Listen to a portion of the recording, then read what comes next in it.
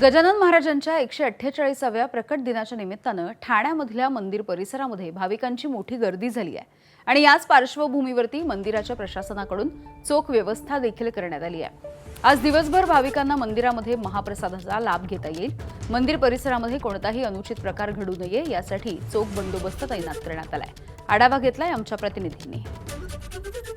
संत श्री गजानन महाराज यांच्या 148व्या प्रकट दिनानिमित्त ठाण्यातील गजानन महाराज मंदिर या ठिकाणी मोठ्या प्रमाणात भाविकांची दर्शनाकरिता सकाळपासूनच मांदियाळी आपल्याला पाहायला मिळते। मोठ्या प्रमाणात भाविकांच्या साठी मंदिर प्रशासनाच्या वतीनं अधिक व्यवस्था करण्यात आलेली आहे। मोठ्या प्रमाणात हे मंदिर परिसरामध्ये 1 ते 1.5 किलोपर्यंत मोठी भाविकांची लाईन लागलेली आहे दर्शनाकरिता। आणि याच ठिकाणी जर पाहिलं की मंदिर प्रशासनाकडून विविध जे प्रसाद आहे ते प्रसाद ठेवण्यात आलेला आहे।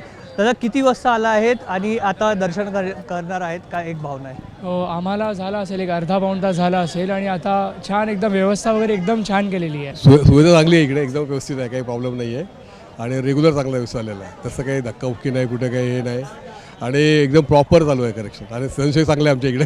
नक्कीच या ठिकाणी मंदिर प्रशासनाकडून या ठिकाणी वेगवेगळी लाईन करण्यात आलेली आहे। सिनियर सिटीजनसाठी वेगळी लाईन करण्याची सुविधा या मंदिर प्रशासनाकडून करण्यात आलेली आहे आणि संपूर्ण मंदिर परिसरामध्ये भक्तिमय वातावरण आपल्याला एकंदरीत या गजानन महाराज मंदिर परिसरामध्ये आपल्याला दिसून येत आहे। व्हिडिओ जर्नलिस्ट मनोज जयस्वालसह हितेश पांचाळ, एबीपी माझा, ठाणे। एबीपी माझा, उघडा डोळे बघा नीट।